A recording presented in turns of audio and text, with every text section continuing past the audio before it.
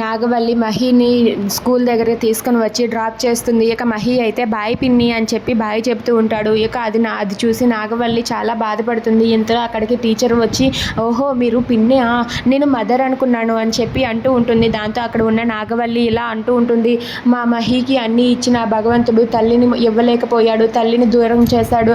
అందుకే నేను మా అక్క ప్లేస్లో వెళ్ళి మా బావని పెళ్లి చేసుకొని మహికి తల్లి అవ్వాలనుకుంటున్నాను అని చెప్పి అంటూ ఉంటుంది. అది వినగానే టీచర్ ఒక్కసారిగా షాక్ అవుతుంది.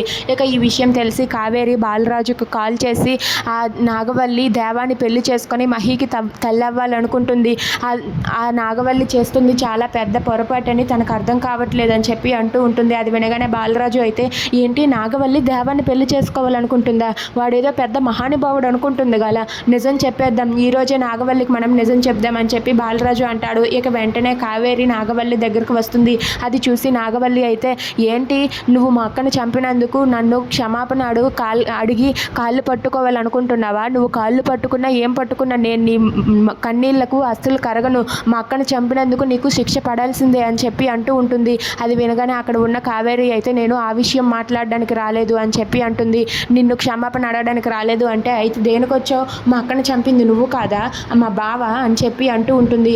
అవును మీ అక్కను చంపింది నేను కాదు మీ బావ దేవానే అని చెప్పి అంటుంది. అది వినగానే అక్కడ ఉన్న నాగవల్లి ఒక్కసారిగా షాక్ అయిపోతుంది.